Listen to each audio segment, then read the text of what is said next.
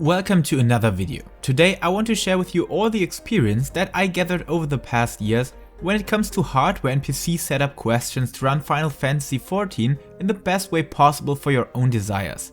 As you guys are constantly providing feedback that my game looks crisp and beautiful, or at least better than average, let me go through all my knowledge I have about this topic. First things first. All people that are familiar with technical terms and how hardware and software works to run games and display them properly, please skip the next section. Not only for being bored of, but to avoid myself for exposing me for not being a tech master. Nonetheless, when talking about performance, we're talking about how much FPS, frames per second, you can reach while playing most of Final Fantasy XIV's content. While the graphical image is more like a subjective topic, but I will try to work on the objective parts of it, like resolution, shaders or additional filters. And of course, both of these values interact with each other as well. Starting with performance, the number of FPS you will reach will significantly increase the smoothness of your gaming experience that shows mainly in any form of movement, may it be from your actual character or the camera only.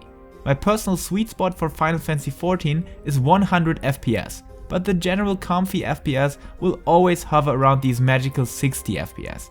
Not only because this already provides a very smooth movement of all things with motion, but also is the standard refresh rate of most screens and especially on nearly each TV screen. Only gaming monitors hit a max up to 240Hz refresh rate, which is insane, and I would claim that everything above 100 FPS or maybe 144 can be neglected for RPG games and especially for Final Fantasy. And this also means FPS is always limited by the refresh rate of your screen. You could possibly use more, but don't have any advantage because your screen cannot display the additional smoothness. So make sure to never go past your screen's refresh rate. So what else should you know about FPS? As your graphics card will render certain animations frames per second, this process needs a lot more horsepower if you increase the FPS value. And by doing this on a high resolution up to 4K or even 8K, this will literally melt your graphics card. So let me go through a basic overview on the resolutions first, which mostly defines the visual quality through sharpness and the possibility to display more details with more pixels. The easiest thing would be to have a 720p resolution that is called HD resolution, which some office notebooks or some old monitors may have. This would let you play smoothly with anything that has a dedicated graphics card without any issue to reach the 60 FPS mark. Still, not a very good solution to enjoy Final Fantasy with. If you already have an office notebook with this resolution or want to play on the go, this could be a good opportunity for doing some dailies or tasks that demand you to spend time rather than enjoy the game while playing it. The next step is Full HD. Yeah, there is HD+, but let us skip that. Full HD or 1080p, that about 90% of players play Final Fantasy on, and about 95% of YouTube content is produced, for example. From the details and sharpness aspect, this is a good step forward from HD resolution. It had been kinda standard on nearly all monitors until the next step came into game. Long story short, 4K resolution needs the double amount of render power than Full HD, which displays the double amount of pixels. Yeah, there are some little differences sometimes, please be gentle to me, you tech experts. While this had been brought to the market, another step in between this double amount of pixels had been published, namely QHD resolution, which is around 33% sharper than Full HD. But believe me, these 33% do have a much heavier subjective impact on your sharpness and the details you can see than hitting up the road to 4K directly.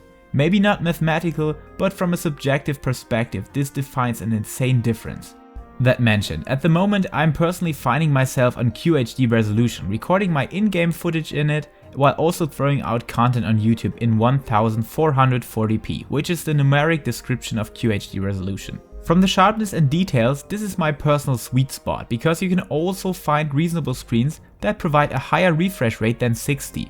In my case, I have one that is able to go up to 144 refresh rate, which definitely is a high-end goal for Final Fantasy XIV. And to reach that in consistence, we need to wait for the next GPU generation.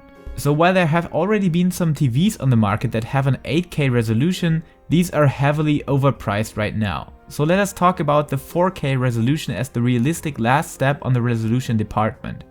This will be a very demanding task for your hardware, even when your processing unit CPU is not affected here. The higher you go on the resolution, the more rendering power will put to your graphics card. Still, 4K resolution requires access to a top-end graphics card to reach a solid 60 FPS value.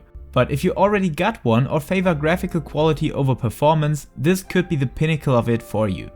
Okay, so much for the explanation about hardware. But what hardware do you actually need for certain FPS and graphical values? The easiest way to simply run this game, so to say the bang for bucks, to enjoy its amazing story, have some group content, or even go crazy with it, even when not being heavily active on other MMOs or multiplayer content, is actually not a PC setup. Yes, the best bang for bucks would bring you to the PlayStation 4, where I think you should navigate towards the Pro alternative, because it provides around 2.3 times the hardware power, making your game experience much smoother. Still, don't expect anything above full HD resolution in decent to high settings with it, but when comparing that to the price of a PC, it is still the cheapest solution to provide a solid Final Fantasy XIV experience.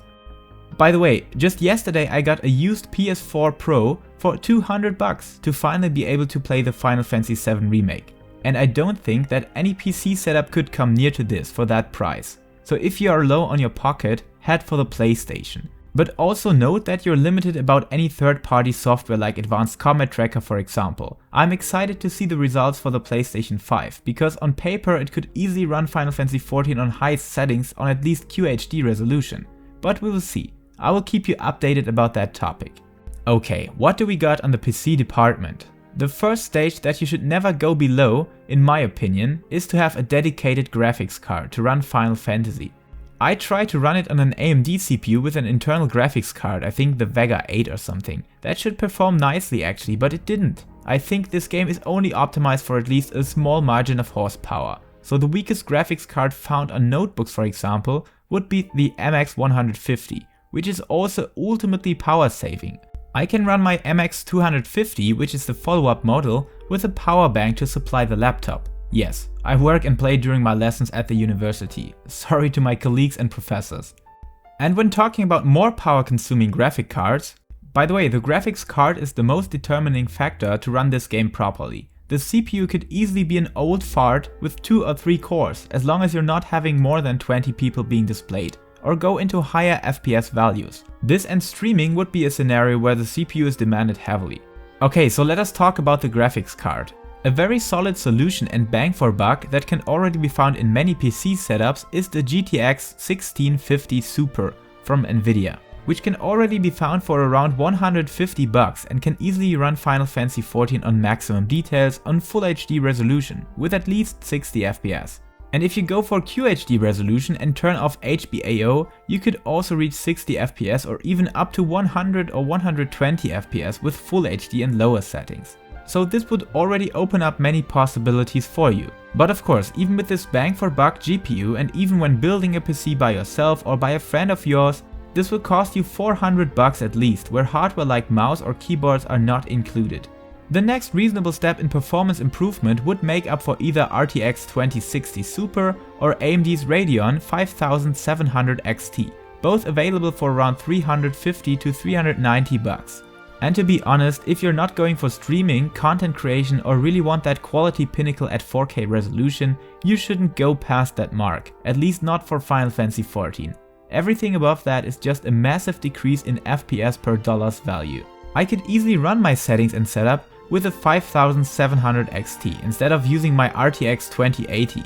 But for live streaming and some G-shading or filtering, it is still a nice performance push, but one that is expensive. Even a used RTX 2080 will demand about 500 bucks. For example, I got mine for 560 last year. So getting a brand new 2060 Super or Radeon 5700 XT is definitely the sweet spot for high-end gaming. But also note that in about 2 to 4 months another graphics card generation will hit the market that will change its surface completely, and like always, with patience you can mostly save up an insane amount of money. So what is the best value of performance and quality? The one you like the most, of course. FPS recognition is truly subjective and the quality is even more, so I cannot give you a clear answer here.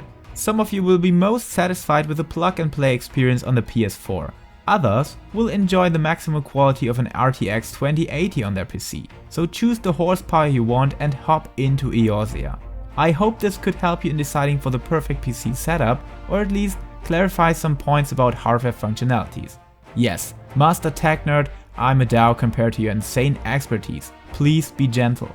Nonetheless, thank you for watching, stick around for some 6.0 job speculations on the weekend, and keep loving Final Fantasy with nice FPS and graphical appearance.